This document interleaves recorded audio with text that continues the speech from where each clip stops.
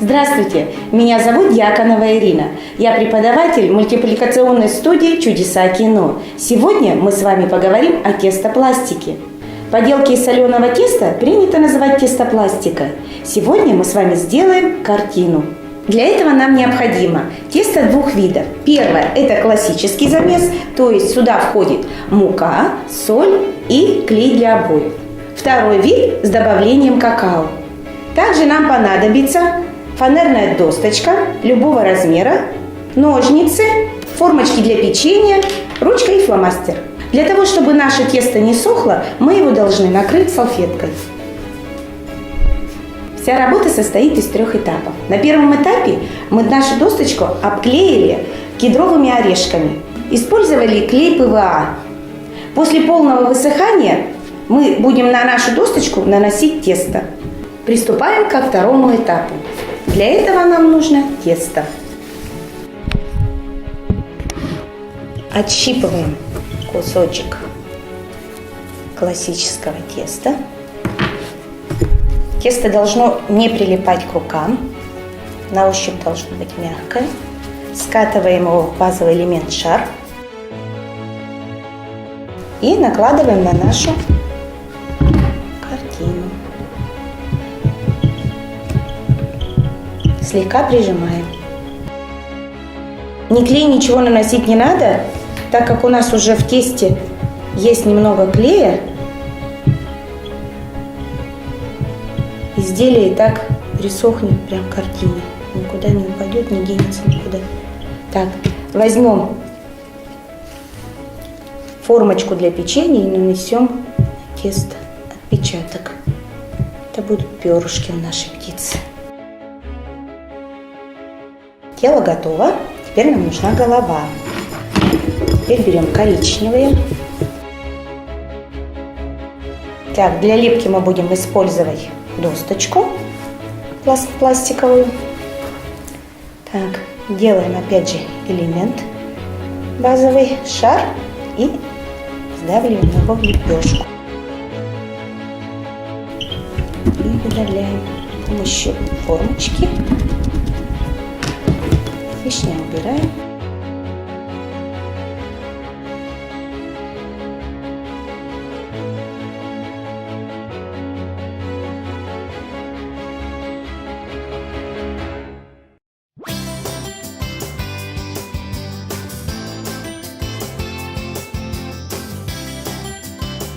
Формочки могут быть любые совершенно, абсолютно. Какие у вас дома есть, такие можете использовать.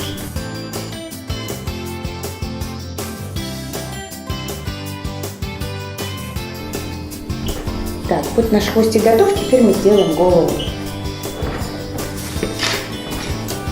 Отщипываем белый кусочек.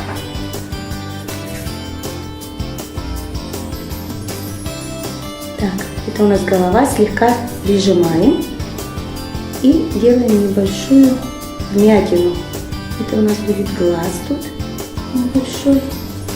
Так, сразу, пока тесто влажное, делаем глаз нашей будущей птички. Так, клюв тоже будет из коричневого цвета.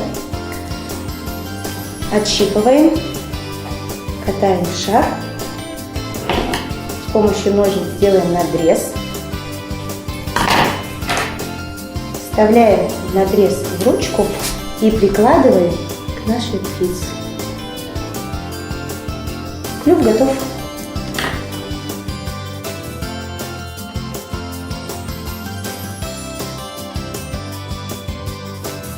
И теперь с помощью нашего фломастера с ребристой крышечкой делаем отпечаток.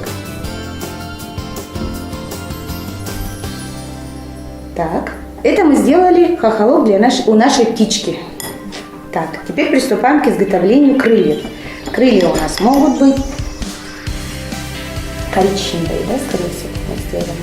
Для этого мы делаем эту лепешечку.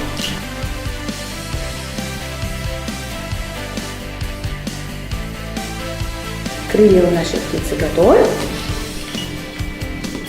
Теперь мы сделаем лапки. Два одинаковых шарика скатываем, надрезаем. Получается никак. Наша птичка готова, теперь осталось нам сделать рамочку. Рамочку мы будем делать из белого пластилина, используя формочки для печенья.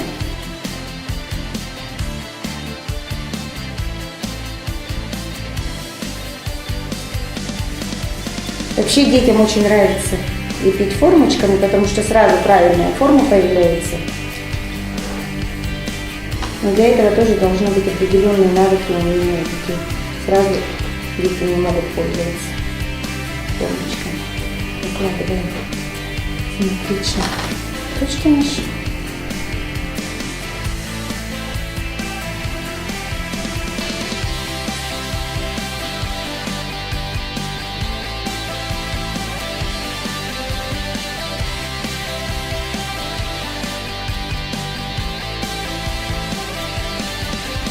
Можно использовать скалку детям, но лучше, чтобы они работали все-таки ладошками, пальцами.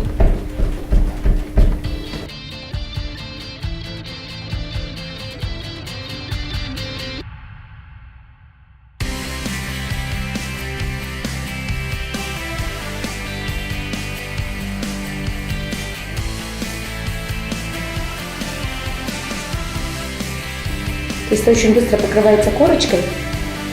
Поэтому, чтобы изделие было не потресканное, но не до конца сразу. Соль выступает, появляется такой белый налет, видите?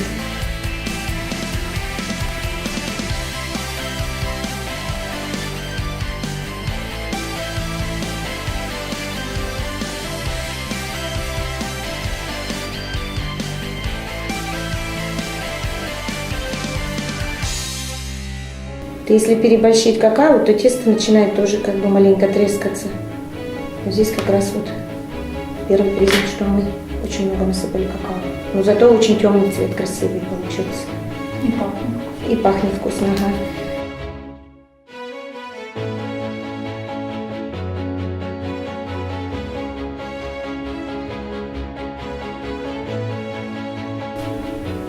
Ну вот и все, наша работа готова.